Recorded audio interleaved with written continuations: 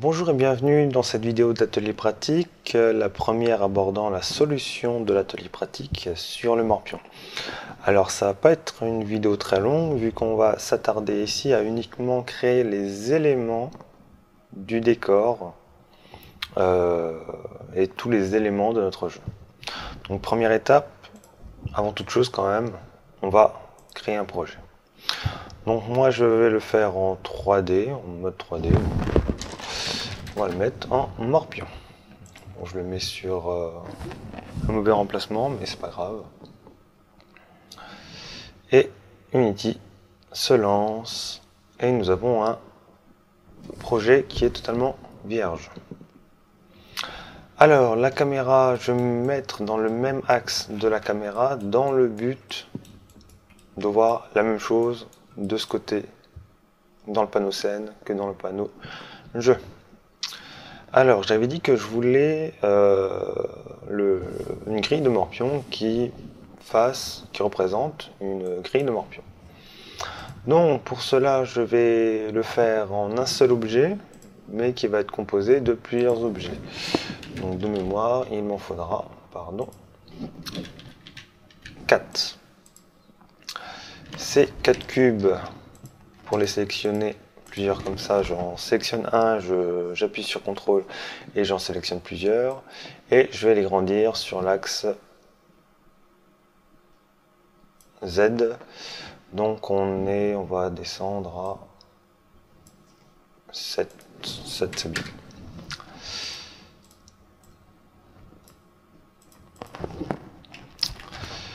Pour la rotation, on va mettre moins 90 pour être précis. Je rappelle W pour retourner en mode glissement. Hop, pareil ici. Moins 90 sur l'axe des Z. Alors la grille, là on voit qu'elle est trop épaisse, donc je vais prendre tous mes cubes et je vais réduire leur taille sur X et Z. Voilà, de moitié. Et puis maintenant, on va arranger un petit peu le look pour que ça ressemble un petit peu à quelque chose. Voilà, là j'ai une grille qui est à peu près correcte de morpion. Donc moi, cet élément, je vais le transformer en préfab pour pouvoir, admettons, le réutiliser dans un autre niveau. Je veux le sauvegarder.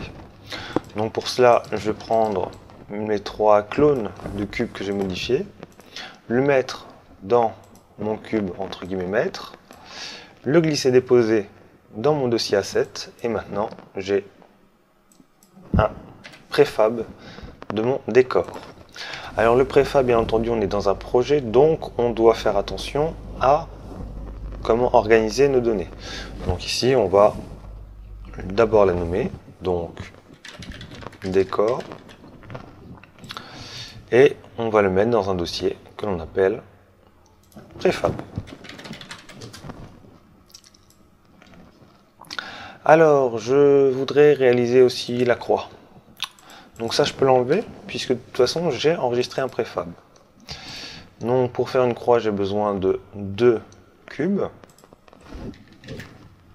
Alors, je rappelle, pour dupliquer un objet ou plusieurs, vous le sélectionnez dans le panneau hiérarchie et vous faites CTRL D. On va les grossir. Je vais quand même avoir besoin de ça.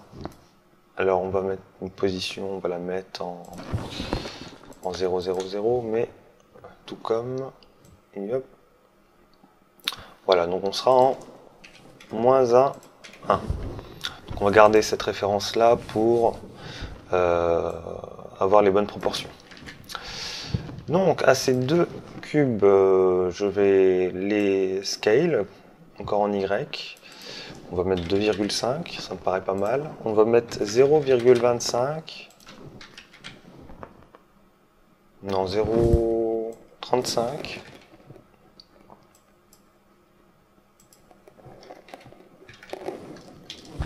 Voilà, ça me paraît suffisamment clair. Alors, on va faire une rotation sur ces éléments. Donc là, ça va être de 45 degrés. Donc moins 45, on tourne sur le axe. et de 45 pour l'autre. Maintenant j'ai mon préfab de croix. Si je le mets dans la même zone que mon plan, puisque c'est un jeu, bien que je le fasse en 2D, il faut quand même que cela apparaisse comme, bien que je le fasse en 3D, il faut que ça apparaisse comme de la 2D. Alors ça me paraît plutôt bon. Alors effectivement, j'ai pas le même repère.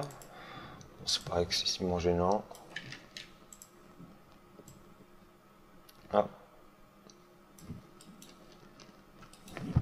Ok. Alors, on va surtout le vérifier avec la case du milieu. C'est bon. Donc on a des éléments qui apparaissent tout à fait correctement par rapport à notre grille. Je crée un préfab. Je vais l'appeler croix. Le rond maintenant. Alors le rond, c'est quelque chose qui est un petit peu plus compliqué. Puisque on n'a pas de rond. Donc vous pouvez faire une sphère si vous avez envie. Vous avez une sphère, vous la mettez également à la même coordonnée que le reste. Et vous faites des ajustements ensuite en fonction. Voilà. Donc il faudrait grossir cette boule. Et vous auriez un rond. Bon, moi je voudrais un rond un petit peu plus sexy, donc je vais faire appel à Blender. Que je n'ai pas. Après avoir téléchargé et installé Blender, vous le lancez, vous supprimez les éléments. Donc je rappelle, pour sélectionner sur Blender, enfin plutôt j'informe, c'est clic droit, et pour supprimer, la touche supprimer. On va créer un objet de type mesh et de type torus. Et je trouve que ça ressemble quand même pas mal.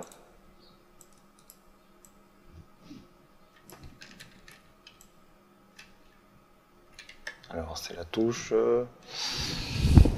hop, voilà. Ça ressemble pas mal à un rond que l'on voudrait. Donc ce fichier, je vais l'enregistrer directement en point blend, hein. Unity le gère plutôt correctement. Sauvegarder, je vais le faire dans mon dossier où j'ai mon projet.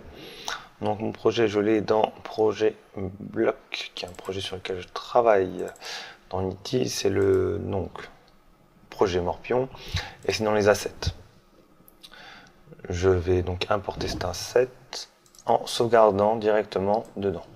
Lorsque je vais dans Unity, automatiquement Blender m'a importé mon point blend. Alors, on peut voir qu'il y a un matériau qui est attaché à ce point blend. Moi, je vais l'enlever et je vais ajouter un matériau personnel. Donc, nous avons ce matériau-là. On n'importe pas le matériel. On applique. Voilà. Ainsi, nous avons le matériau par défaut de Unity. Alors, je vais faire un dossier import où je vais importer les éléments de mon dossier, enfin de mon projet.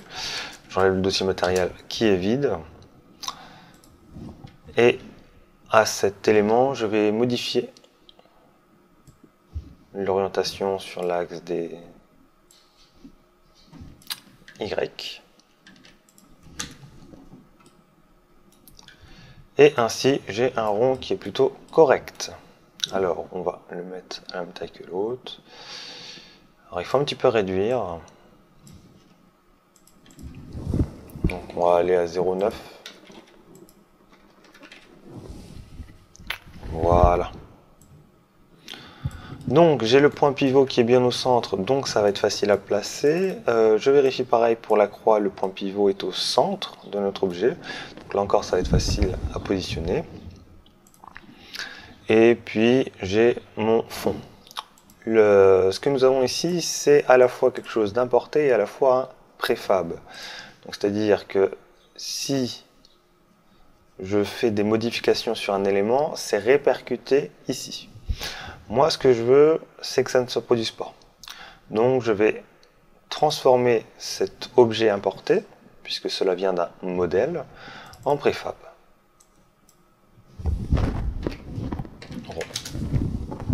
Et ainsi, je ne dépends plus du modèle, mais je dépends du préfab. Voilà, je vais aussi enlever des choses qui ne m'intéressent pas.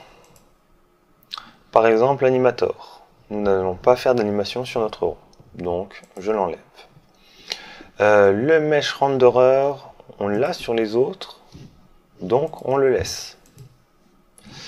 Autre chose également, nous avons des box colliders ici, ça ne sert à rien de les avoir, donc on peut les enlever.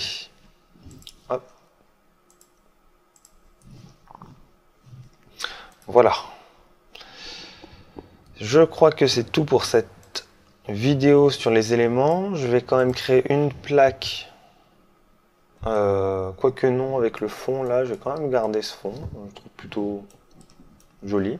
Ça donne l'impression qu'on a un morpion dans l'espace. Donc non, je vais le laisser. J'ai bien tous les éléments qui ont été modélisés, ou du moins arrangés, pour pouvoir créer notre morpion. Donc nous allons avoir une scène vide et nous allons devoir placer notre décor.